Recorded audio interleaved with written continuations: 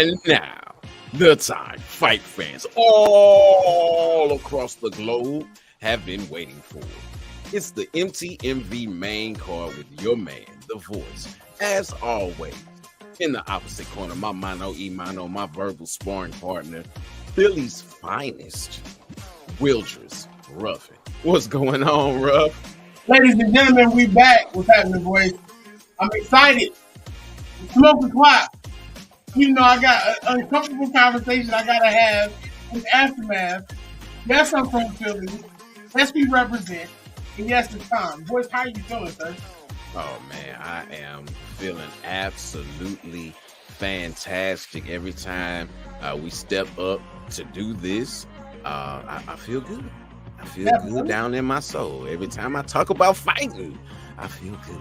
It's been a couple episodes. Let me give you, for people who ain't familiar, ladies and gentlemen, it's the man, the myth, the legend, the man with his own t-shirt. MTMVPN.com. Make sure you go get that. The Voice.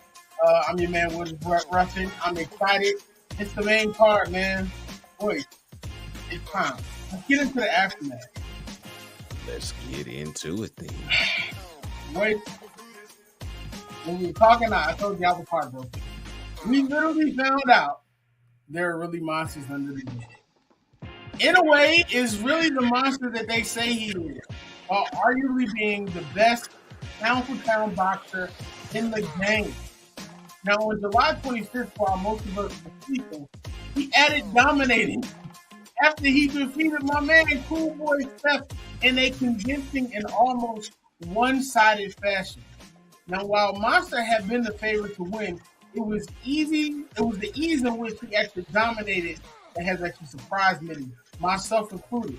Now, according to CompuBot, in the win, Inoue almost tripled Fulton's punches. Monster outlanded Cool Boy 114 for 147 and leaving many calling him the best fighter out, even with Spence Crawford's anticipated matchup. Now, boys, three-part question. I know how you feel about these. What do you make of the dominant performance? How shocked were you by how it played out? And what should we anticipate next post-fight? How do I feel about the dominant performance? I feel that many people are looking at Fulton sideways because of how dominant it was, and that's not fair. I feel that this just shows how much and how many levels above pretty much everyone out there around that weight class Inoue is. I expected a decent fight. We got a great fight. It wasn't competitive, but it was a great fight. The way that Inoue just went to work, he showed that I'm a boxer as well. I'm a tactician as well. He kept cutting off the ring. The Fulton could not use his movement the way that he wanted to, because whenever he moved, not only was he cutting it off, he was cutting it off in a fashion where it was like, okay, I don't want to do that anymore. Because he would step to the side and run right into a punch. He was like, okay, that's not good. Well, let me step to, okay, he's hitting me over there. What am I going to do? You know, and I stand in front of him. He jabbing me in the belly like a Japanese Floyd Mayweather Jr. It's like, you know, so what do I do? And he tried. I give it to him. He tried it. Had a good round in the seventh round, I believe it was, where, you know, he started landing a bit. He got back to his movement, started landing a little bit. Woo! But in the eighth round, it almost feels like he set him up for it. Landed that jab to the body, and then came with that crisp overhand right. Spun Fulton's jaw. And then followed up with a left hook. So showing I got power in both hands. And it was actually a left hook on the ropes, which is what sealed the deal. This fight showed that he truly is a monster. And you said there are monsters under the bed. No, there are monsters walking amongst us. Now, your third question was, Where do we go from here after such a great fight? What else is there to do? Well, at the fight, unified champion Marlon Tapales was there. He holds the WBA and the IBF belts. Inoue now holds the WBC and the WBO belt. As you can see by the graphic on the screen, not only was he there, he stepped into the ring after the fight with his belts. So you got all 4 belts there. And more than likely, we will see a unification bout in the future. That's big. Man, you can't take away from what Cool Boy has done. I mean, this is his only blemish on his record. And he literally went to Japan to take this bout. You know, we're watching so many boxers, and we've talked about it on the show a number of times. We watched so many boxers who have shied away from the big moment. And he definitely has nothing to be ashamed of. He's not even going to come back stronger. But Inoue right now is in a different realm with how he's performing. And like we always say, it only takes one punch. So shout out to Cool Boy Steph, and shout out to Inoue for the amazing performance. Excited to see what happens next. Now, when we come back, arguably the best week in fight history. We're going to be discussing the big fight between Spence and Crawford, and everybody likes a good sequel, don't we? We're going to discuss the sequel that's going to be in the cage. We're going to take a quick break for the quick break from Ozell. We'll be right back.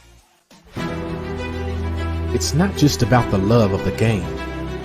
It's about dedication and commitment through the process and the patience to endure. There's joy in reaching your goals and peace in knowing you've done all you're supposed to do. Ozell brand. It's not just a brand, it's a lifestyle. Shout out to the homies over at Ozell, man. Incredible, incredible shoe, whether you're on the field or off the field, because don't forget football season is starting. Make sure you go ahead and copy yours in your favorite colorways. Y'all know Voice be out here in these St. Louis streets, rocking his to the best of his ability, calling himself Voice Leroy. So make sure you go ahead and copy yours. Now, let's go ahead and get into what we're here for, Voice. It's finally here. After all the back and forth, arguing in the media and everything else under the sun, Errol Spence and Bud Crawford are finally meeting in the ring in arguably the biggest bout of the year. So big as being built as undefeated, undisputed, unprecedented. Now, the major bout's going to be taking place at the T-Mobile Arena in Paradise, Nevada, and it's going to determine the first undisputed welterweight champion in the 4-belt era. Now, both fighters come in undefeated, 2 southpaws with a difference in 2 centimeters in height, and they both have made stake as to why they will be the winner. Now, Errol Spence stated, when you go through the fight in your head, a million different scenarios flow through your head. Basically, for me, it's just winning the fight and dictating my job. And, you know, sometimes range in and out and just different types of scenarios because I know he's a great fighter. So it has to be different scenarios and in different moves that are going to happen in this fight. He said, I believe in my determination and I will be the winner.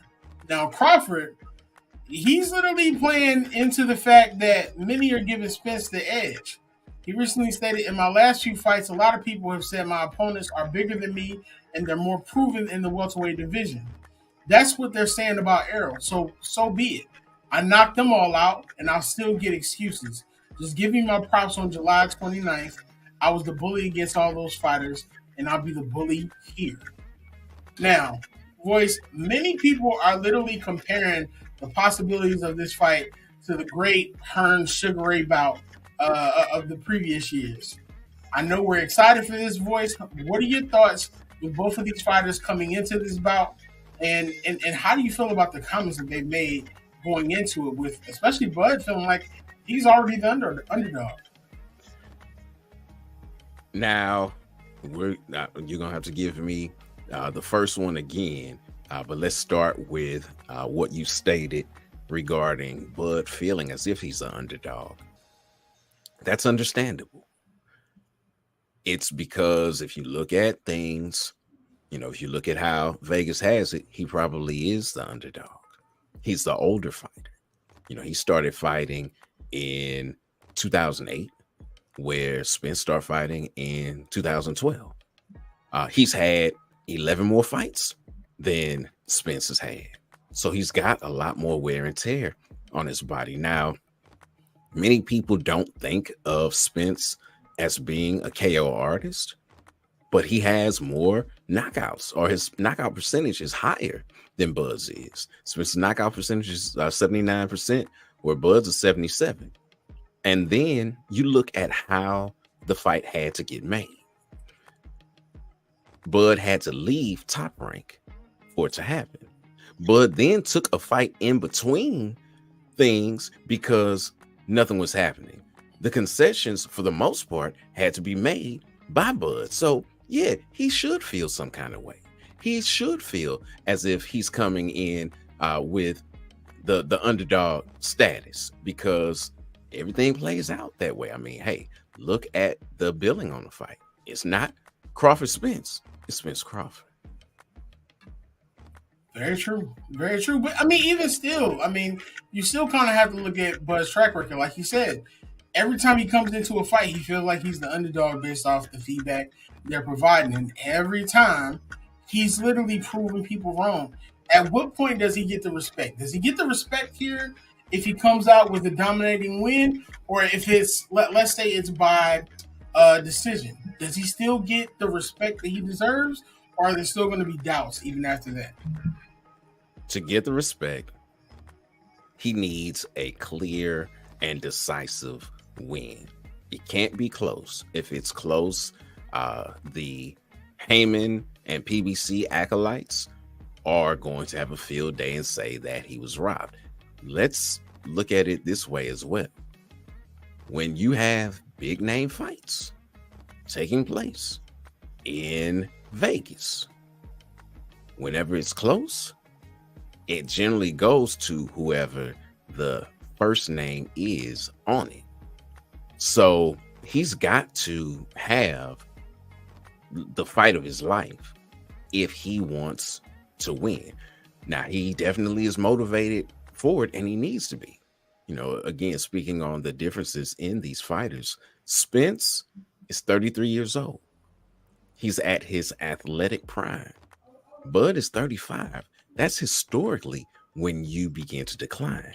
Spence is super technical, and his stops come by way of an accumulation of damage for the most part, where Bud is more of a power puncher, and he has that dog in him. That's one of the things I'm really looking forward to seeing. When he gets hit, is he going to revert to the fighter? Because that's normally what happens. He gets hit, he gets mad, and he starts fighting versus boxing. Will that play well? Now, for Spence, what I want to see is, okay, this fight got delayed for a long time, not just recently when Spence left Top Rank, and the fight is some year or so down the road that, Bud had to take a fight in between. But you said, when you get a belt, then we can fight. That was about 5 years ago. And a whole lot of fights have taken place between then and now. Why did it take so long for this fight to be made? I'm of a belief that when it comes to fighters, just being a professional fighter alone means you're not afraid to fight someone.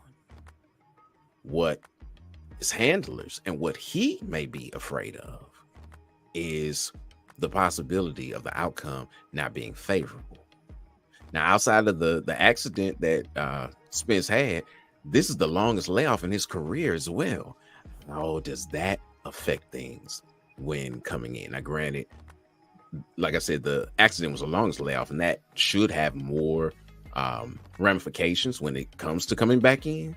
But when he came back in, it wasn't against your arch nemesis. It wasn't against a pound for pound great. It was against someone else. So we'll see how this goes, because Bud He hasn't gone 12 months without fighting in his career. So he's ready to go. But again, Father Time is undefeated. And will Father Time catch up? We'll find out when they step between the ropes and into the squared circle and face off.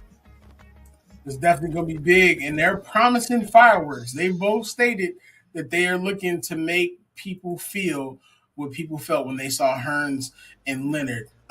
Crawford's statements were, it's guaranteed to be fireworks when they face off. So it's going to be exciting. Well, he said that this is going to be it's going to be a car crash. You know, that this is going to be like watching a car crash. And you know, sometimes car crashes are they're exciting, and you know, you can't look away even when you want to. You know, but yeah, he expects it to be a car crash, and he's doing everything, you know, that he can. He's been training with Shakur, where you know, Spence, you know, his trainers training some of the best people, you know, in the gym with him. You got the Charlos, you got Frank Martin, you got AJ, you got Ryan Garcia, you know, who's in giving work. So it's going to be very, very interesting, and I can't wait to see how it turns out. Definitely 2 undefeated fighters with the majority of their wins coming by knockout. It's going to be interesting. Something's got to give. Voice. So moving on to another major fight. This is going to be an incredible weekend of combat sports. Voice, many feel that Justin Gaethje is at a major crossroads coming into his bout against Dustin Poirier. Now, we get a chance to find out, based off what they say, who the BMF of the UFC truly is when the two meet in the main event of UFC 291 in the high altitude of the Delta Center in Salt Lake City in Utah.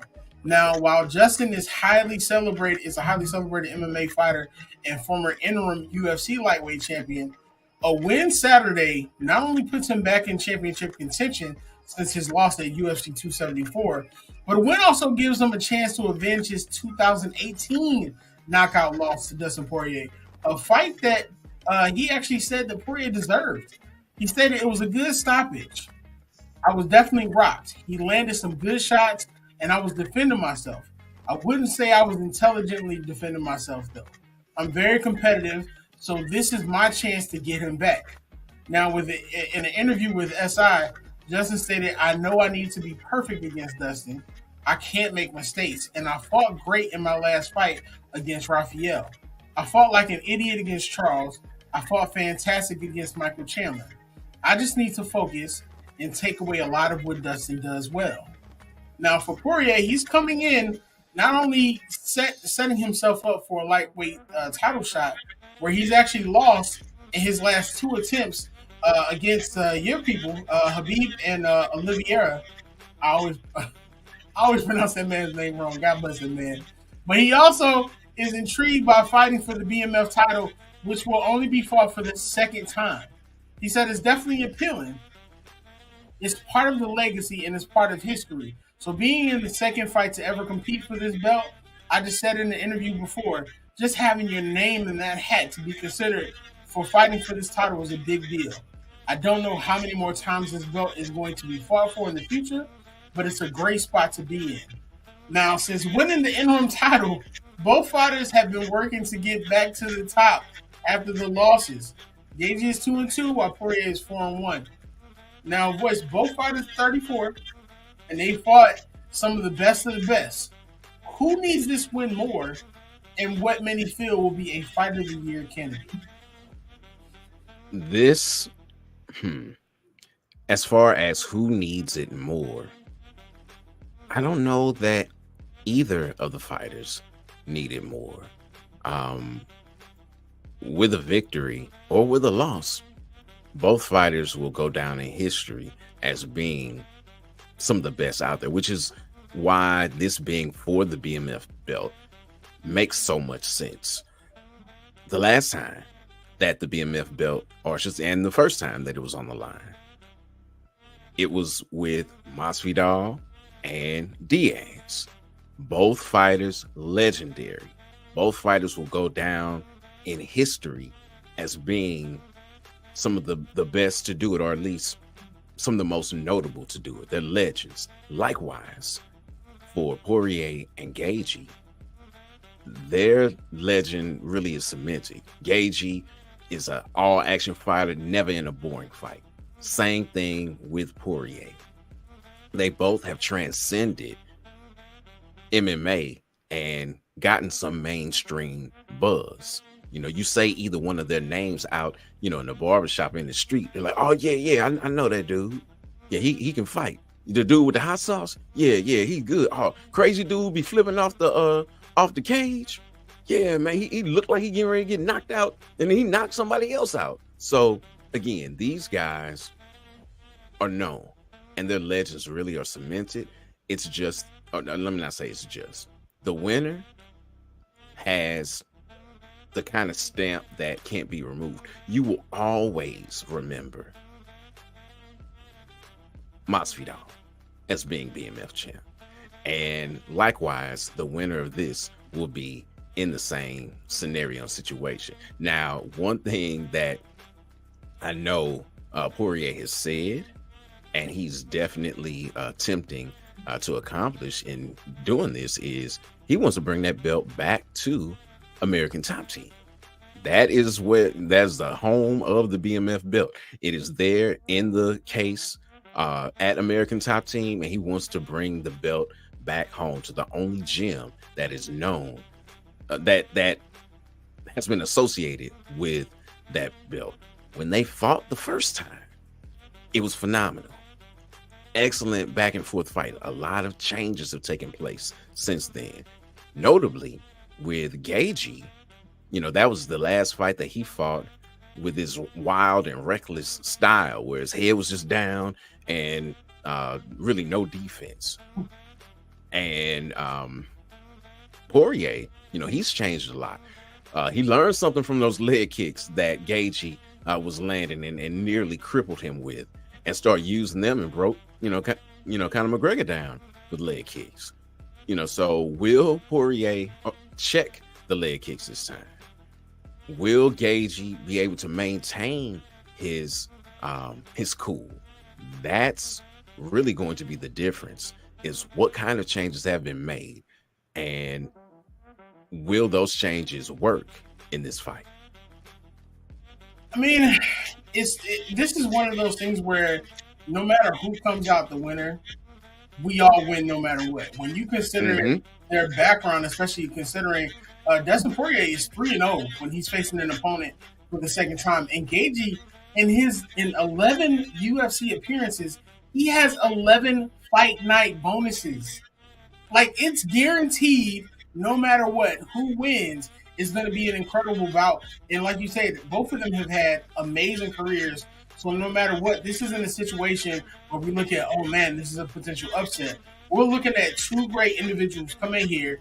They want to be the baddest in town, and they want to get a shot at the title that they both had opportunities to win, that they've fallen short. But even when you look at when they've fallen short against incredible fighters. Yes. So, I mean, I'm excited to see it. I love the fact that even in the media, when they're talking about each other, they've been very respectful, especially considering the fact of everything that's on the line. So I'm excited to see it. Even more, I'm excited to see what you speak about it on Twitter. So, like, the people got to make sure, you all make sure, I don't care what you're doing, where you're watching the fight, make sure you're following The Voice, at The Voice on Twitter, so that you can see all that he has to say, because Voice be having some spicy. I'm not on Twitter anymore. I'm on X now. Okay, so I'm not even acknowledging that. They don't even own the X name. And no, that's my social media. Now, I'm not getting into that. Ladies and gentlemen, we have had the pleasure of preparing for you for what we consider one of, if not the best week in fight sports history. Make sure you're following us. MTMV Sports, man. We're here. We are just like you. We are a group of individuals who love sports. We love doing research. We love talking about it. Make sure you visit MTMVPN. Make sure you follow the team. Get to know us. Grab some merch. Check out some of our shows. Like, share, and subscribe on YouTube so that you can get notifications every time we have a new show, because we are on all week. and there's a new individual that you probably have never seen. Is probably waiting for you to be like, yo, that's my favorite person. Even if it's the voice, which all the voice does to me all week, every week, and it's harassing me. So, yeah, and also podcasts. We are on your favorite podcast. So if you ain't got time to see our beautiful faces on the screen, make sure you're listening to us when you're going to work. Make sure you're listening to us when you're taking that run. Boys, give us your last word, sir. As far as closing thoughts are concerned, we like to talk about all the fights that are taking place. We just don't have the time to cover them all. But on this weekend, kicking the things off on Friday, you got Sinisa Estrada putting her minimum weight titles on the line versus Gaethje. So, that's going to be a wonderful fight. That's on Friday, really kicking things off for us. And then on Saturday, we know that Spence and Crawford are going to be fighting each other. But they're not the only ones that are out there and fighting on that card. You also have what was the Voices Marquee matchup when it was scheduled for the Frank Martin card. But when they moved it over to this one, and just without the time today, we're not making the Voices Marquee matchup, but Nonito Donaire and Alejandro Santiago are going to be fighting for the vacant WBC bantamweight title that was vacated by Naoya Inoue when he went up and grabbed the two titles from Cool Boy Steph. So, you have that going on the UFC card. You also have Alex Pereira making his light heavyweight debut.